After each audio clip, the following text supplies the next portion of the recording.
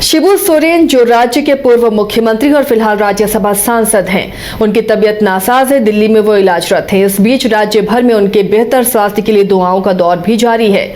लेकिन शिबू सोरेन का गुरुजी बनने तक का सफर कैसा रहा? अलग अलग जगहों से वो तस्वीरें हमारे बीच पहुंच रही हैं जो उनके आंदोलन से जुड़ी हुई हैं। वो तस्वीरें आप तक हम साझा करते हैं। इस रिपोर्ट में देखिए गुरुजी का सफर, जब शिबू सोरेन से उन्होंने गुरुजी का सफर तय किया।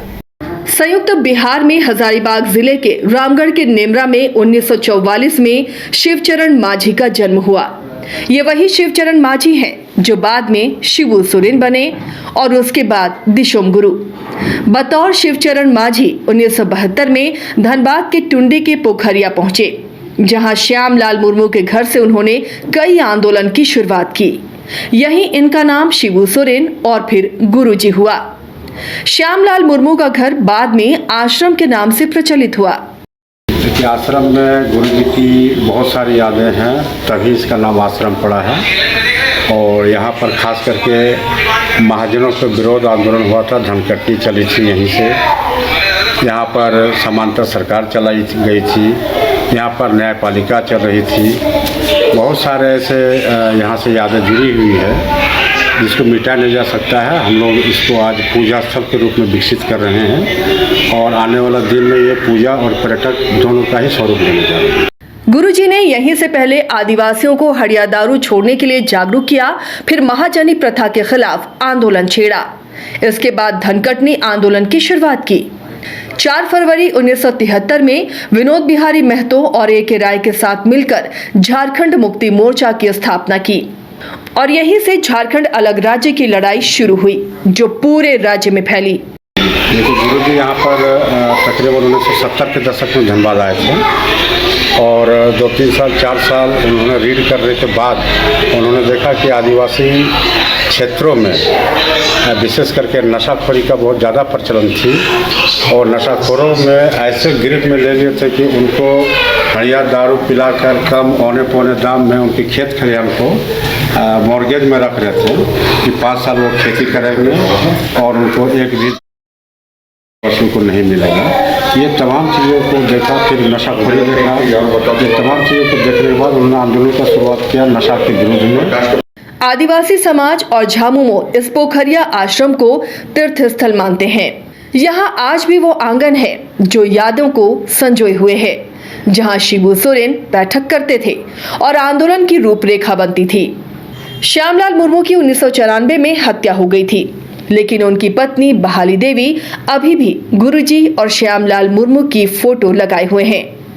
उनकी पत्नी, बेटे, बहू सभी इनकी पूजा करते हैं।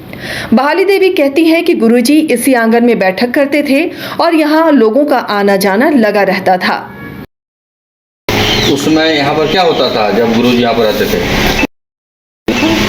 मीटिंग होता था, पति भी उसमें रहते थे, गुरुजी आते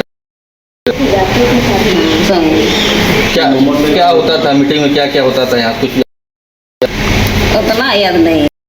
बैठक होता था यहाँ पर।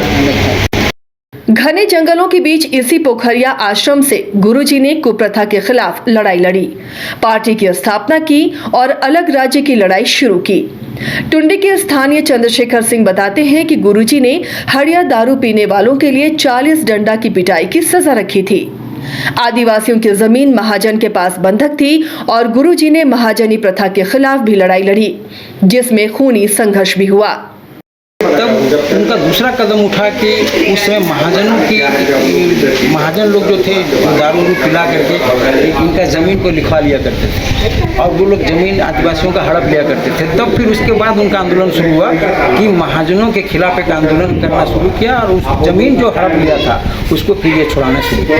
और ये आंदोलन भी पूरे क्षेत्र में, आसपास के क्षेत्र में बहुत मजबूती के साथ चला। इससे क्या हुआ कि मारकाट भी शुरू हो गया और दुखी का लड़ाई भी शुरू हो गया, जगह जगह आंदोलन हुआ, कई लोग मारे गए।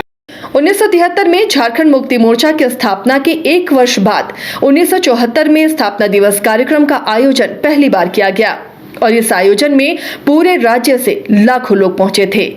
आज भी स्थापना दिवस सबसे पहले धनबाद के गोल्फ ग्राउंड में मनाया जाता है। धनबाद से न्यूज़ बाइस्कोप के लिए अनिल पांडे की रिपोर्ट। अगर आप देश के किसी भी कोने में रहते हैं, अगर आप पटना आना चाहते हैं और घर जैसे रहने और खाने का आनंद लेना चाहते हैं तो एक बार जरूर आए होटल डायमंटन। संपर्क करें 9572759746, 9031859981, 0612400158 एड्रेस अपोजिट विद्या संस्कार स्कूल, रंजन पथ, गोला रोड, बेली रोड, पटना 801503।